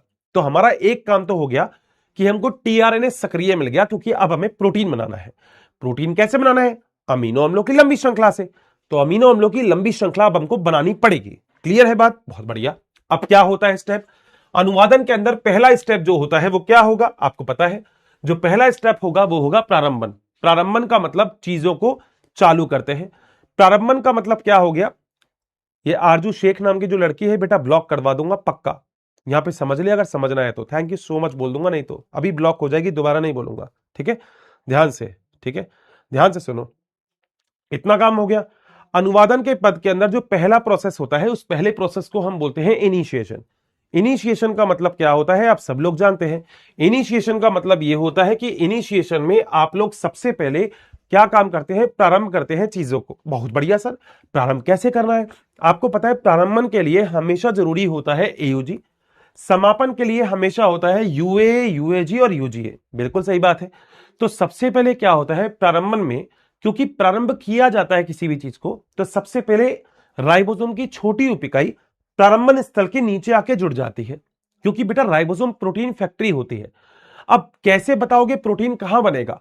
प्रोटीन वहां बनेगा जहां पे प्रोटीन की फैक्ट्री होगी, और प्रोटीन की फैक्ट्री कौन है? राइबोसोम। तो सबसे पहले राइबोसोम एयूजी प्रारंभन कूट के नीचे आके जुड़ जाती है। बहुत ही बढ़िया। जब इतना काम हो जाता है तो जो सक्रिय टीआरएनए होता है वो प्रारंभन कूट पे आके जुड़ जाएगा और उसके ऊपर राइबोसोम की बड़ी उप इकाई आके जुड़ जाएगी। बताओ क्या इतने पॉइंट में कोई दिक्कत है क्या? बहुत इजी है। अभी तक तो मेरे ख्याल से कहीं कोई दिक्कत नहीं आई होगी। और मैं फिर बेटा एक छोटी सी रिक्वेस्ट आप लोगों से करूंगा, मतलब मेरी रिक्वेस्ट शायद आप लोग मानते ही होंगे, इतना तो मानते होंगे कि मैं आप लोगों के साथ बहुत मेहनत कर रहा हूं। बेटा बस पढ़ाई की बात करो, लिटरली बोल रहा हूं, आलतू फालतू ये वो कुछ नहीं रखा इन सब चीजों में, केवल पढ़ाई की बात करो, दैट इज इंपॉर्टेंट। केवल पढ़ाई की बात, अगर आप पढ़ाई की बात करोगे तो मेरे ख्याल से मैं चैट बॉक्स भी ओपन रखूंगा, अदरवाइज वो चैट बॉक्स भी बंद हो जाएगा और मैं ब्लॉक भी हो जाओगे तुम लोग। केवल पढ़ाई की बात यार। देखो तुमको खुद को पता है, कल भी हमारी क्लास नहीं हो पाई थी ना, तुम खुद भी समझते हो ये वाली चीज, ठीक है, चाहे रीजन कुछ भी हो। मगर अगर तुमको ऐसा लगता है तो बेटा देखो पढ़ाई पे ध्यान दो, इतना इंपॉर्टेंट टॉपिक चल रहा है, तुम सारी चीज छोड़ के बस पढ़ाई का टॉपिक छोड़ के तुम सारी बात कर रहे हो। मैं कुछ बच्चों के लिए बोल रहा हूं, शायद वो समझ भी रहे होंगे। घर वालों ने बेटा देखो पैसा लगाया तुम लोगों के ऊपर, लगाया ना, और वो केवल इसलिए लगाया क्योंकि तुम लोग सच में कुछ कर पाओ। यार देखो दोस्त, मैं तुमसे एक बात बहुत अच्छे से बोल रहा हूं, हर्षित सर भी तुम्हारे लिए तब अच्छे हैं जब हर्षित सर का पढ़ाया हुआ तुम्हें समझ में आ रहा है। मैं एक चीज को दो दो तीन तीन बार पढ़ा रहा हूं, इसका सीधा सा मतलब है कि अगर तुम्हें इस इंपॉर्टेंट टॉपिक में कहीं भी डाउट हो तो मैं डाउट नहीं छोड़ूंगा। ये बेटा ऐसा चैप्टर है जो 6 से 7 क्वेश्चन आपको दे सकता है गिफ्ट में, और आपके 7 के 7 क्वेश्चन सही हो सकते हैं। अब अगर आप इस मुद्दे की गंभीरता को समझोगे तो फिर बेटा पढ़ोगे, देखो सीधी सी बात। पर 2 4 5 बच्चों के चक्कर में, स्पैमर ही मान सकता हूं, उनके चक्कर में बाकी बच्चों का नुकसान हो जाता है। मैं लिटरली बोलता हूं दोस्त, देखो मतलब पढ़ो यार, वो इंपॉर्टेंट है, मतलब पढ़ो, वो शायद सबसे ज्यादा इंपॉर्टेंट है। तुम समझते क्यों नहीं हो इस बात को? तुम खुद भी चाहते हो ना अगली साल तुम्हारा भी नाम चले कहीं पे, मानते हो ना? बट बेटा वो ऐसे नहीं होगा ना। मैं हमेशा आपसे एक चीज कहता हूं, आपको पढ़ना जरूरी है। मैं अगर आपको अच्छा समझा पा रहा हूं ना, इजी कर पा रहा हूं चीजों को, तो बेटा उसको इजी करने दो मुझे। अगर आप इधर उधर की फालतू बात करोगे तो बेटा शायद कोई मतलब नहीं है। थोड़ा बहुत मैं मजाक आपसे इसलिए कर लेता हूं क्योंकि आप लोग बोर नहीं हो। वैसे मेरे ख्याल से टॉपिक ऐसा है ही नहीं बोर हो, आपको क्लास में ही याद हो जाएगा ये। आपने कभी देखा मैं अब आपसे वीडियो कॉल आपसे कम क्यों करता हूं? क्योंकि बेटा आप में से कुछ बच्चे अब पढ़ाई से भटक रहे हो। देखो एक बात शायद मेरी सुनना, मैं तुमसे वैसे भी बहुत कम बात करता हूं इन सब चीजों के बारे में। तुम लोगों से ज्यादा घनिष्ठता मेरी क्यों है? क्योंकि मैंने तुम लोगों को अर्जुना में ताबड़तोड़ रखा है। अगर सच में तुम लोग चाहते हो कि तुम्हें ड्रॉप नहीं करना पड़े, देखो मैं तुम्हारा बड़ा कुछ भी मान लो, भाई दोस्त कुछ भी, अगर तुम सच में चाहते हो कि टचवुड तुम चाहते हो कि तुम मेहनत करो, अगर तुम चाहते हो कि तुम्हें वो सब कुछ करना है जो तुमने जिंदगी में सोचा है, तो बेटा बस ये जो 6 8 महीने बच रहे ना, इसमें पढ़ लो। इस बार तुम दो जगह पे नहीं तो घिर जाओगे, ट्वेल्थ के बोर्ड के एग्जाम्स भी है और नीट का एग्जाम भी है। जिस बच्चे को, देखो मैं ये नहीं कहता, मैं कुछ भी, तुम कुछ भी करते हो तुम्हें अच्छा है, तुम्हें लगता है तुम्हें किस चीज में फायदा है तो तुम कर सकते हो, बट मैं फिर आपसे कहता हूं, अगर ये आपने 6 8 महीने बिगाड़ दिए तो बेटा नीट तुम्हारे हाथ से निकल जाएगा। ड्रॉप करना है तो तुम्हारी इच्छा है, मैं बिल्कुल नहीं चाहता तुम ड्रॉप करो। मैंने तुमसे बोला था कि अगर तुम बहुत अच्छे से पढ़ लोगे तो मैं 11वीं क्लास का भी तुमको फर्स्ट क्लास रिवीजन प्रोवाइड करवा दूंगा। बट बेटा वो तब जब मैं 12th बहुत अच्छे से तुम्हें करवा दूं, क्योंकि ऐसे बहुत सारे बच्चे होंगे जो अभी 11th मुझसे नहीं पढ़े हैं, उनको 12th पढ़ने में दिक्कत थोड़ी बहुत आ सकती है, बट मैं फिर भी बहुत बेस से चल रहा हूं। तुम खुद देखो, मैंने 4 4 5 5 पेज ही पढ़ाए हैं। मैं नहीं घसीटूंगा तुमको स्पीड से, बट बेटा कंटेंट पे ध्यान दो, फोकस दो।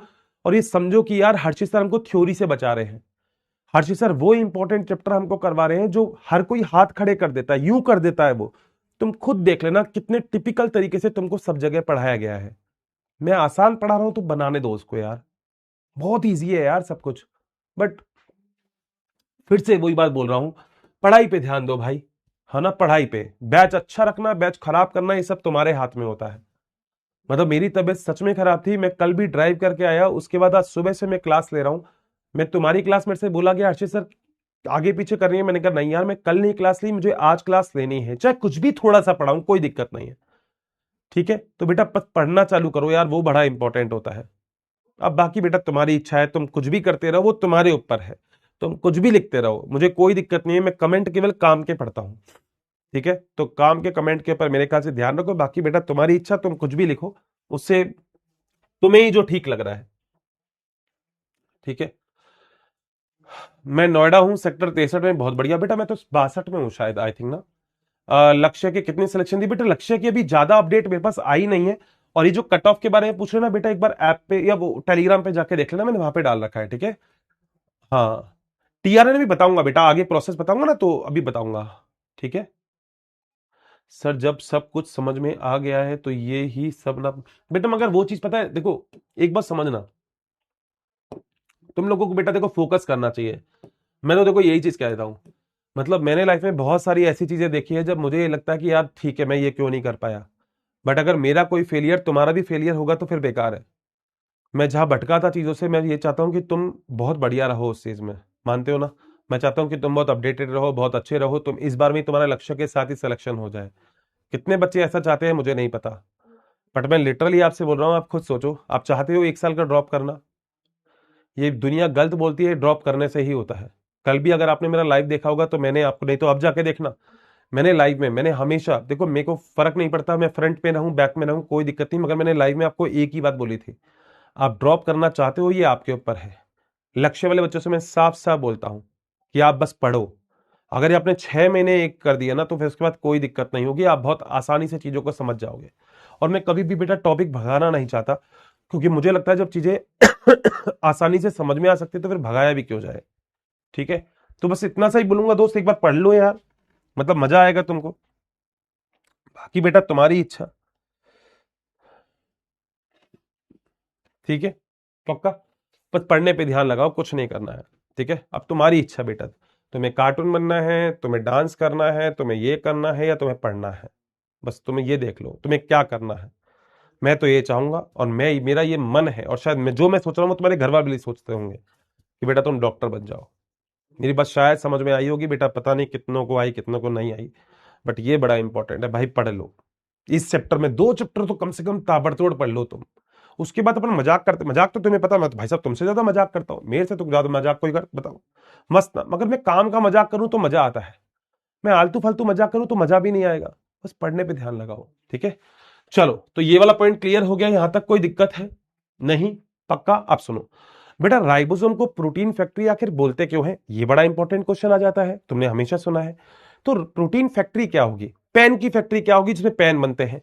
कागज की फैक्ट्री क्या होगी जिसमें कागज बनते हैं? तुम डॉक्टर बन रहे हो तो पीडब्ल्यू डॉक्टर की फैक्ट्री है, बिल्कुल सही बात है। तो अभी होता क्या है बेटा? होता यह है कि राइबोसोम में अगर आप ध्यान से देखोगे तो जो राइबोसोम होता है वो प्रोटीन की फैक्ट्री इसलिए होता है क्योंकि राइबोसोम में 3 स्थल होते हैं।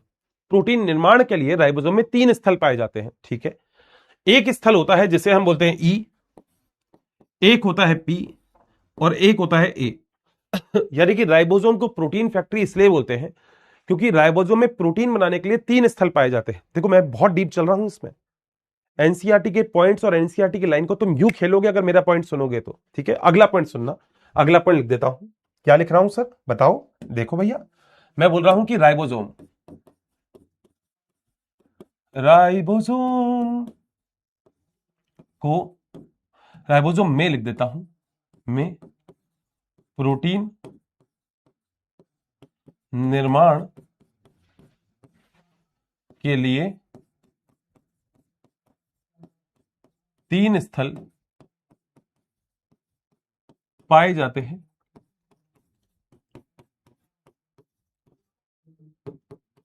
ठीक है। पहला स्थल होता है ई स्थल, एक होता है पी स्थल, और एक होता है ए स्थल। अभी तीनों के नाम लिख रहा हूं, फिर बताऊंगा कि ये कैसे काम करते हैं आगे वाले टॉपिक्स में। ई स्थल का मतलब क्या होता है? एग्जिट स्थल। पी स्थल का मतलब होता है पेप्टाइडल स्थल, अभी बताऊंगा मैं क्या होता है सब। और ए स्थल का मतलब होता है अमीनो एसाइल स्थल, अमीनो एसाइल, सब समझाऊंगा स्थल। बोलो बात सही? अब अगर आप यहां पे डायग्राम देखोगे, तुम्हारे सामने डायग्राम है, मैंने तो कुछ नहीं किया, ठीक है। मैं तुमसे एक क्वेश्चन पूछूं, अगर आंसर देते हो तो सर क्या, मैं तुमसे ये क्वेश्चन पूछता हूं कि सबसे पहला जो टीआरएनए होता है, हाँ, तो कौन से स्थल पर जाकर जाकर जुड़ता है राइबोसोम के? ई, पी या ए? तुमको आंसर दिख रहा होगा, पी स्थल पर। नीट के अंदर आने लायक एक बहुत शानदार क्वेश्चन है। क्या है क्वेश्चन? क्वेश्चन है सबसे प्रथम टीआरएनए कहां जुड़ता है?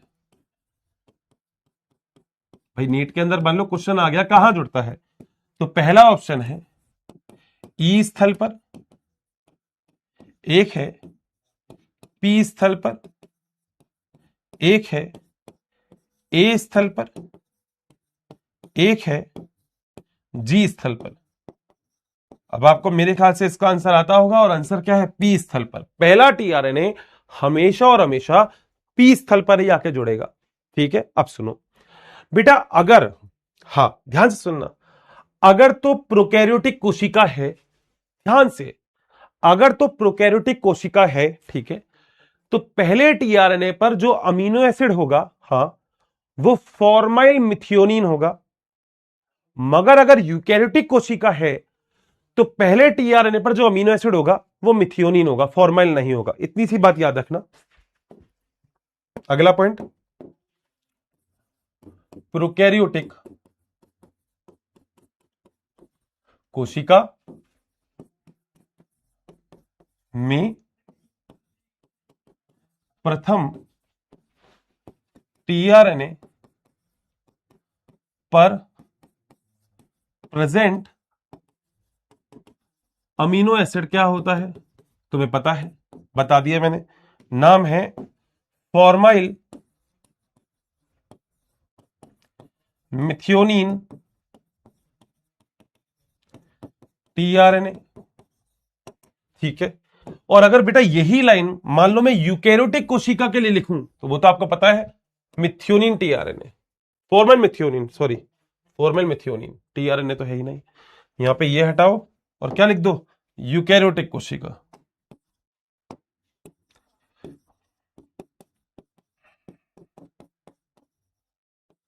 ठीक है, क्या होता है यहां पे?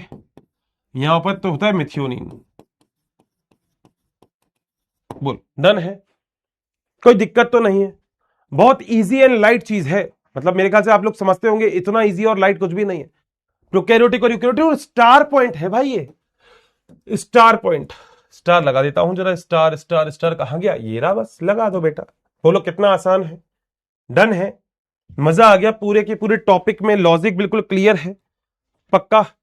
आज हमने बस इतना सा पढ़ा है कि प्रारंभन क्या होता है, इतना ही पढ़ लेना काफी है, इतना ही पढ़ लेना प्रारंभन तक। कुछ नहीं किया मैंने एमआरएनए है, उसके प्रारंभन स्थल एयूजी है, उसके ऊपर जो टीआरएनए जुड़ेगा उस पर यूएसी है, उस पर जो अमीनो एसिड होगा प्रोकैरियोटिक के लिए अलग और यूकैरियोटिक के लिए अलग होता है। दैट्स इट, खत्म बात, और कुछ नहीं पढ़ाया मैंने। इतना तो क्या हो सकता है आज, इतना ही कर लो, कोई दिक्कत नहीं है, इतना कर लो। मैं कह रहा हूं मजा आ जाएगा। अभी एनसीईआरटी पढ़ेंगे इसकी, तुम खुद बोलोगे हर्षित सर यार ये तो हो गया। वीडियो भी देखेंगे इसकी, तो ना वीडियो भी देखेंगे इसकी, एनसीईआरटी भी पढ़ेंगे। क्लियर है यहां तक? तो फटाफट से बता दो, चैट बॉक्स कर दिया है ऑन और तुम्हारे डाउट कर दिए हैं ऑन। कॉमन डाउट ले लेता हूं, रिसेंट तो पता नहीं क्या लिखा है, यहां देख लेता हूं पहले। सर प्रोकैरियोटिक में स्टार्टिंग कोडॉन क्या होता है? AUG, starting codon. ठीक है सर, अपने ये क्या लिखा है? सर आपने सभी, सर आपने अभी आपने स्टार्टिंग में पढ़ाया था कि के समय यहाँ की जो टीआरएनए होता है उसमें अमीनो एसिड जुड़ता है, और अब इस क्वेश्चन में आप कह रहे हैं बेटा टीआरएनए, अरे बेटा मेरे लाल, तू सही है, तू सही है, टीआरएनए पर अमीनो एसिड जुड़ता है, मगर ये टीआरएनए भी राइबोसोम के किसी स्थल पे तो आके जुड़ेगा, वो स्थल पी स्थल होगा। सही बात है, एक साथ दो भी तो काम हो सकते हैं। तूने अगर एक ही स्विच में दो तार लगाने हैं तो 3 पिन सॉकेट का यूज कर, एक ऊपर लगा दे एक नीचे लगा दे, हो जाएगा काम। तो तूने टीआरएनए को एक्टिव किया, वो टीआरएनए जहां पर आके जुड़ेगा, तो किस जगह आके जुड़ेगा? राइबोसोम के कौन से स्थल पर? पी स्थल पर आके जुड़ेगा।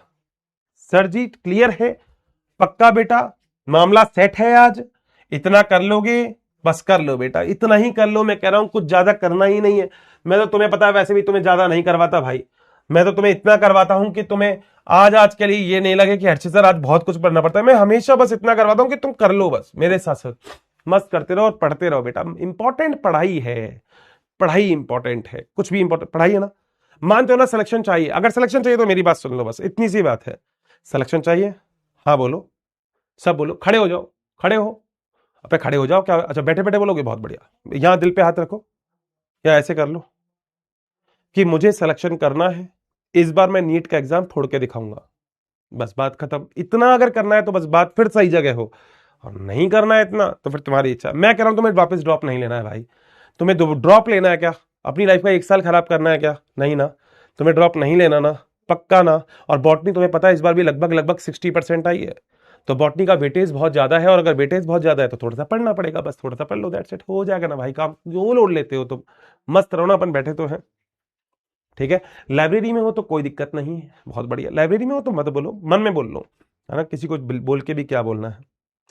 ड्रॉप लेना है तो बेटा बात अलग है, ड्रॉप नहीं लेना तो कोई दिक्कत नहीं है। ठीक है, पक्का? ठीक है दोस्त, तो मेरे ख्याल से यहां तक लगभग सारा पॉइंट आप लोगों को क्लियर हो गया होगा। मुझे लगता है कि यहां तक पॉइंट में कहीं कोई दिक्कत नहीं आई होगी। तो आशा करता हूं कि चीजें बहुत अच्छे से, बहुत सुलभ तरीके से आप लोग समझ गए होंगे। आज हमने बहुत ही इंपॉर्टेंट टॉपिक पढ़ा है जिसे हम अनुवादन बोलते हैं। सो मैं तुम्हारे सामने यहाँ पे टॉपिक भी आज मेंशन कर देता हूं कि हम लोगों ने एक बहुत ही इंपॉर्टेंट और बहुत ही कारगर टॉपिक आज हमने पढ़ा है, और जिस टॉपिक का नाम है अनुवादन। थोड़ा सा पढ़ा है, इतना ही पढ़ लेना बेटा, मजा आ जाएगा। थोड़ा सा बस नोट अच्छे से कर लेना, समझ लेना कि मैंने आपको क्या चीज क्यों पढ़ाई है, दैट्स इट। एनसीईआरटी अभी आपको नहीं पढ़नी है, जब मैं आपको एनसीईआरटी पढ़ाऊं तभी आपको एनसीईआरटी पढ़नी है। बाकी चिल मारो, मस्त रहो, पढ़ते रहो और तबाही मचा दो। बॉटनी तुमसे अच्छी किसी की होगी पता नहीं, काम की चीज तुमसे कोई तुमसे ज्यादा कॉन्सेप्ट क्लियर नहीं होंगे। मजे